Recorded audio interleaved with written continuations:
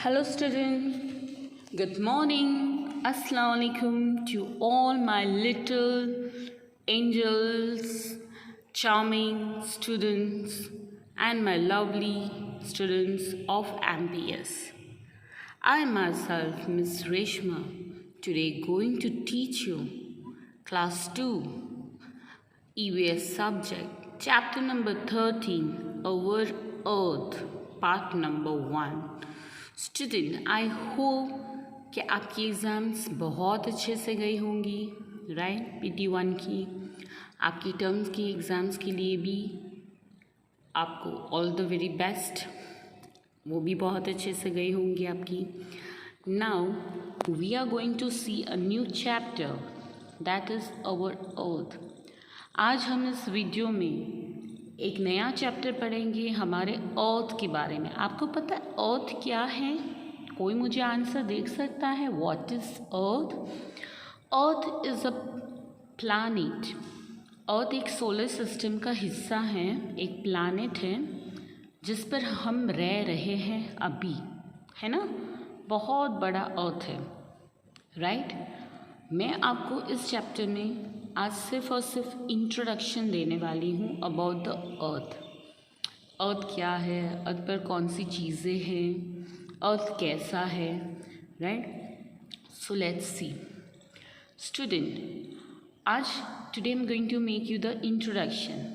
अर्थ, आपको ये जो ब्लू और येलो कलर का जो बीच में गोल दिख रहा है वो क्या है? अर्थ। अब अर्थ पर क्या क्या चीज़ें मौजूद है, क्या क्या चीज़ें प्रेजेंट है? अर्थ पर एयर भी है, एटमॉस्फेयर, यानी एटमॉस्फेयर किसको बोलते हैं? जिसमें सब कुछ मौजूद है। एयर मौजूद है, सारी टाइप के गैसेस मौजूद है। कौन कौन से गैसेस हैं? ऑक्सीजन है, कार्बन डाइऑक्साइड है, नाइट्रोजन है, बहुत सारे ऐसे गैसेस हैं स्टूडेंट जो हमारे एटमॉस्फेयर में प्रेजेंट है, मौजूद है। पर दो ऐसी चीज़ें हैं जो बहुत इम्पॉर्टेंट हैं एटमॉस्फेयर में, वो है first oxygen, carbon dioxide. Oxygen के बिना हम अलाइव नहीं रह सकते। Human beings, water, animals, plant, ये सब कुछ कहाँ है? अर्थ पर है। Now take out your textbook, page number 75। We live on the earth. Student, हम कहाँ रहते हैं? हम अर्थ पर रहते हैं, यानी हम धरती पर रहते हैं। अंडरलाइन, मैंने जहाँ जहाँ अंडरलाइन किया है वहाँ वहाँ आपको भी अंडरलाइन करना है। The earth is surrounded by a thick layer of air called the atmosphere. अर्थ के चारों तरफ एक थिक लेयर है। लेयर मतलब बहुत ऐसी चीज़ है अर्थ के चारों तरफ। क्या है वो? एटमॉस्फेयर। एटमॉस्फेयर में क्या होता है? एयर। एयर यानी हवा। हमने चैप्टर नंबर 11 में भी पढ़ा था एयर एंड वाटर में कि हमारी जो अर्थ पर एटमॉस्फेयर है तो उस एटमॉस्फेयर में कौन सी चीज़ मौजूद है? एयर मौजूद है, यानी हवा। फिर दूसरा क्या मौजूद है? Gases like oxygen and carbon dioxide are in a part of the atmosphere of the earth. Atmosphere में सिर्फ और सिर्फ एयर नहीं है, एयर के अलावा भी बहुत सारी चीज़ें हैं। कौन कौन सी चीज़ें हैं? गैसेस। गैसेस यानी बहुत टाइप के गैसेस भी मौजूद है। Oxygen and carbon dioxide are the two main example of that.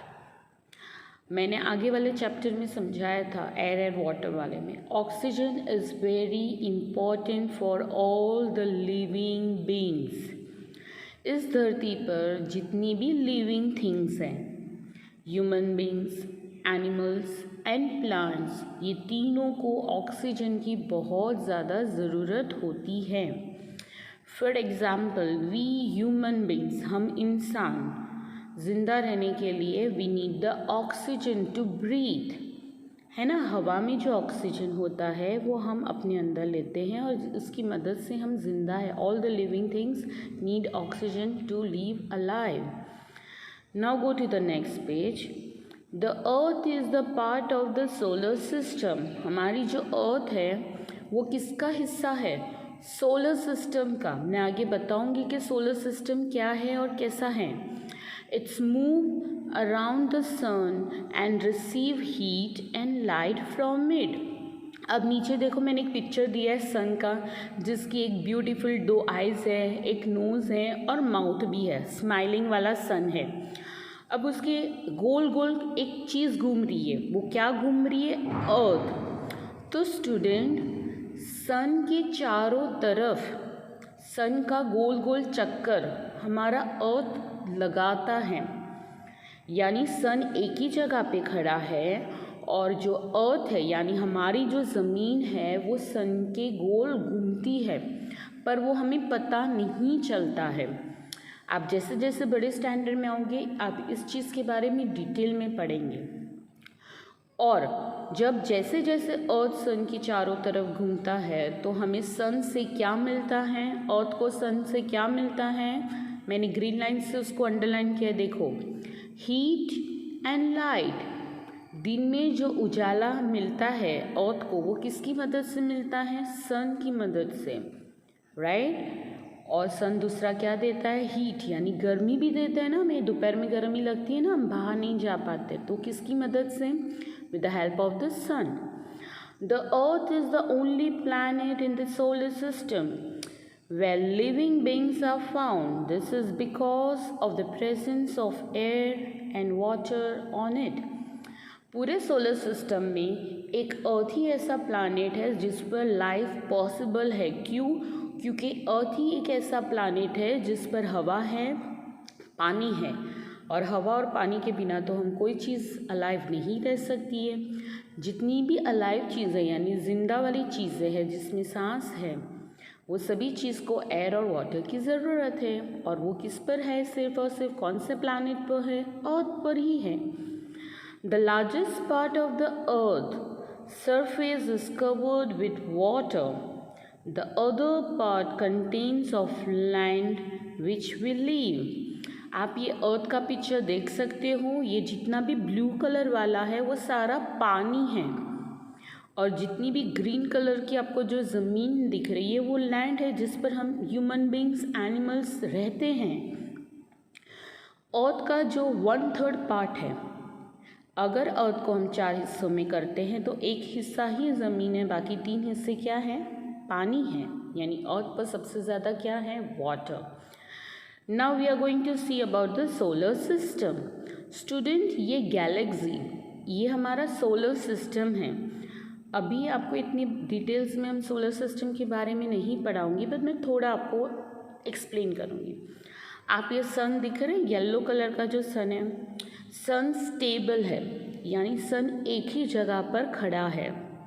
और ये जितनी भी आपको प्लैनेट्स दिख रहे हैं ये सारे कितने, क्या किसके नाम है? प्लैनेट्स के। अर्थ के सबसे करीब प्लैनेट कौन सा है? मर्क्यूरी।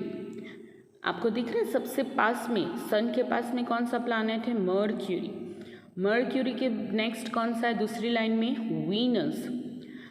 अर्थ कौन से नंबर पर है? 3rd नंबर पर है अर्थ। इतने सारे प्लैनेट में से हमारा जो सिर्फ अर्थ दिख रहा है ना, ब्लू और ग्रीन कलर का, उसी पर ही सिर्फ लाइफ पॉसिबल है। क्यों अर्थ पर ही लाइफ पॉसिबल है, बाकी दूसरे प्लैनेट पर लाइफ क्यों पॉसिबल नहीं है? क्योंकि दूसरे सारे प्लैनेट्स पर एयर और वाटर मौजूद नहीं हैं। अल्लाह ताला ने सिर्फ अर्थ पर ही क्या दिया है? लाइफ दी है, जिस पर पानी है, हवा है, सब कुछ है। Okay student, you got it? So this is our solar system. Now we are going to see the next. See, the largest part of the earth surface is covered with water. Student, आज आपको एक बात बताती हूँ, हमारा अर्थ बहुत बड़ा है, एकदम गोल है। किसकी तरह? ऑरेंज की तरह। हमारा अर्थ किसकी शेप की तरह है? ऑरेंज के शेप की तरह है। अर्थ पर सबसे ज़्यादा क्या है? पानी, और बस थोड़ी सी ही ज़मीन है। आप ये पिक्चर देख सकती है, किसका पिक्चर है? हमारे अर्थ का पिक्चर है। जितनी भी ब्लू कलर वाला है वो सारा क्या है? अर्थ पर पानी है। और जितना भी ग्रीन कलर का आपको दिख रहा है वो क्या है? लैंड। अगर हम अर्थ के 4 पार्ट्स करते हैं, 4 हिस्सों में अगर उसको हम डिवाइड करते हैं, तो 4 में से 3 हिस्सों में पानी है। क्या है? पानी है। और एक ही हिस्से में क्या है? लैंड है, जिस पर हम रहते हैं। आई होप आपको समझ में आ रहा है मैं आपको क्या समझा रही हूँ। Right student? The large part of the अर्थ का सबसे बड़ा हिस्सा है, उस हिस्से में क्या है? सबसे ज़्यादा पानी। अर्थ का जो हिस्सा है वो किससे कवर्ड है? वो पानी से कवर्ड है, फुल ऑफ वाटर। और हम ह्यूमन बींग्स, एनिमल्स और प्लांट को रहने के लिए बस थोड़ी सी ही जगह है। तो जैसा आप इमेजिन करो अर्थ कितना बड़ा होगा। आप जैसे जैसे बड़े स्टैंडर्ड में जाओगे ना, आप डिटेल्स में पढ़ोगे अबाउट द अर्थ, कितना लेंथ में है, ब्रेथ में है, सारी डिटेल्स की चीज़ें आप पढ़ोगे। अब अर्थ पर कौन कौन रहता है? अर्थ पर सारे टाइप्स के एनिमल्स रहते हैं। और ये सारे एनिमल्स क्या हैं? अलाइव है, जिंदा है। Water animals, birds, land animals, forest animals. यानी इस दुनिया में जितने भी एनिमल्स हैं वो कहाँ रहते हैं? लैंड पर। और लैंड कहाँ है? अर्थ पर। राइट? आप इस पिक्चर्स में देख सकते हो सारे टाइप्स के एनिमल्स हैं, डोमेस्टिक्स को लेकर से लेकर wild birds, water animals etcetera. Right student? Now we are going to move to the next. आज इस चैप्टर में सिर्फ मैं आपको इंट्रोडक्शन दे रही हूँ about the earth, hills and mountains. अब आप सबको पता है कि अर्थ पर माउंटेन्स भी हैं, हिल्स भी हैं। मैं वन वन करके आपको बताऊंगी। A hill is a landform which is higher than the land. Hills किसको बोलते हैं? एक छोटे से माउंटेन जैसा होता है, टेकरे जैसा, जिस पर आप चढ़कर आराम से जा सकते हो, उसको हिल बोला जाता है। यानी वो ज़्यादा ऊंचाई पे नहीं होता है, ज़मीन से बस थोड़ा ऊंचा होता है, उसको हिल बोला जाता है।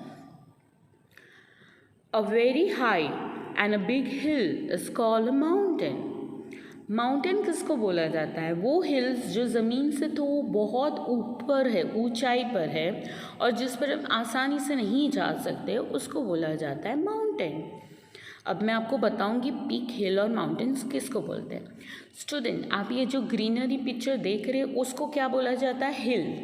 क्या बोला जाता है? हिल। इस हिल पर कुछ लोग रहते भी हैं, क्योंकि ये ज़मीन से ऊंचाई में नहीं होता है, थोड़ा ही ऊंचा होता है, जिस पर आप आसानी से चलकर जा सकते हो।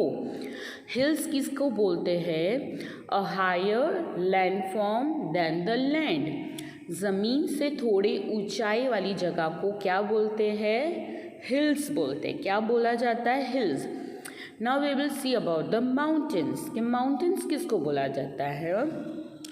हिल से थोड़ा ऊंचा, उसको क्या बोला जाता है? माउंटेन्स। आप देख सकते हो हिल्स कितना नीचे था, अब माउंटेन्स थोड़े ऊपर है, यानी ऊंचाई में है, उसको क्या बोला जाता है? माउंटेन्स। क्या बोलते हैं हम इसको? माउंटेन्स। यानी हिल से थोड़ा ऊंचा, वो क्या हो गया? माउंटेन्स। ओके, अब हम किसके बारे में पढ़ेंगे? हम पीक के बारे में पढ़ेंगे। The highest point of the mountain is called a peak. PEAK, peak. The peak of the mountain are usually covered with the snow. आप हिमाचल की साइड जाएंगे ना, तो वहाँ पर आपको माउंटेन्स दिखेंगे, बड़े बड़े पहाड़ दिखेंगे बर्फ़ से भरे हुए। माउंट एवरेस्ट भी उस साइड पे ही है हमारा। तो पिक किसको बोलते हैं? PEAK, पिक, यानी माउंटेन की चोटी। अब मैं आपको दिखाऊंगी पिक्चर में, तो ये आपको समझ में आएगा। देखो, ये माउंटेन दिख रहा है। माउंटेन का सबसे ऊपर वाला पॉइंटेड वाला हिस्सा, जो ट्रायंगल कोन वाला हिस्सा होता है ना, कोन को उल्टा कर दो तो जो पॉइंटेड वाला हिस्सा है उसको क्या बोला जाता है? पिक, यानी चोटी। माउंटेन का सबसे छिला हिस्सा चोटी, जिस पर कोई जा नहीं सकता। कुछ ही लोग ऐसे हैं जो माउंट एवरेस्ट की पिक तक पहुँचे हैं, बाकी कोई नहीं पहुँचा है ना। इतने बड़े बड़े माउंटेन्स की चोटी पर तो जाना पॉसिबल नहीं है। तो पिक किसको बोलते हैं? The last point of the mountain is known as the peak. अब हम वैली के बारे में पढ़ेंगे।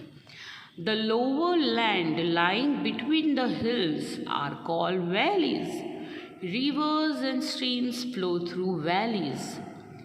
They are green and filtered area. और वैलीज किसको बोलते हैं? दो पहाड़ के बीच वाली जो जगह होती है, दो पहाड़ के बीच में जो जगह होती है उस जगह को क्या बोला जाता है? वैली। आप इस पिक्चर में देख सकते हो, दो माउंटेन के बीच में एक छोटी सी जगह है, ब्लू कलर जैसा कुछ दिख रहा है और वहाँ से पानी गुजर रहा है, उसको क्या बोला जाता है? वैली। मैं आपको वैलीज़ की भी पिक्चर्स अभी दिखाऊंगी कि वैलीज़ कैसा होता है, आपको ज़्यादा समझ में वहाँ से आएगा। वैली क्या है? अंडरलाइन करना please student. The lower land lying between the hill is called valley. Mountain के बीच वाली जो जगह होती है उसको क्या बोला जाता है बेटा? उसको वैली बोला जाता है। क्या बोला जाता है? वैली। नाउ सी, ये दो माउंटेन्स दिख रहे हैं आपको ग्रीन कलर के, और बीच में देखो ये पिंक कलर के फ्लावर्स। तो ये दो माउंटेन के बीच वाली जो जगह होती है जिसमें से पानी बहता है या कुछ भी फ्लो होता है, उस जगह को क्या बोला जाता है? वैली। वैली का शॉर्ट फॉर्म क्या है? What is valley. अगर किसी ने आपको पूछा व्हाट इज़ वैली तो आप क्या बोलोगे? The space between two mountain is called valley. दो पहाड़ के बीच वाली जगह को क्या बोला जाता है? वैली, है ना student. So student, I hope आपको थोड़ा बहुत अर्थ के बारे में पता होगा कि अर्थ कहाँ है, कौन से प्लैनेट में है, हमारे सोलर सिस्टम में है, अर्थ पर लाइफ पॉसिबल है। क्यों पॉसिबल है? क्योंकि अर्थ पर एयर भी है और वाटर भी है। हम अब नेक्स्ट वीडियो में और डिटेल में पढ़ेंगे। Okay, till then stay home, stay safe, अल्लाह हाफिज़, please take care of your self, bye bye.